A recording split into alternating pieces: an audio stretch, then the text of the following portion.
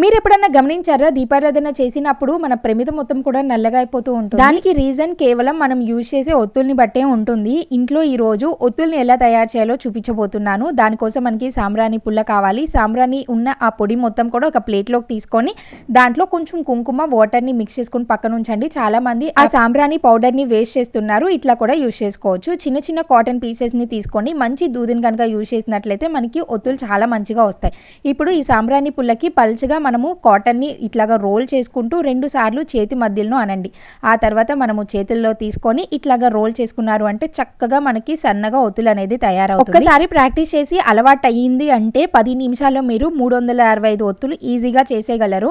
ఫైనల్గా 2 వైపులా కూడా మనము ముందుగా ఇట్లాగా క్రీమ్ని తయారు చేసుకుని ఉంచుకున్నాం కదా, ఒత్తులకి ఇట్లాగా రాసి వలన ఒత్తు చాలా మంచి సువాసన వస్తూ చక్కగా వెలుగుతుంది. మీకు నచ్చిందా ఈ టిప్? నచ్చితే డెఫినెట్గా లైక్ చేసి ఉపయోగపడే వాళ్ళకి షేర్ చేయండి.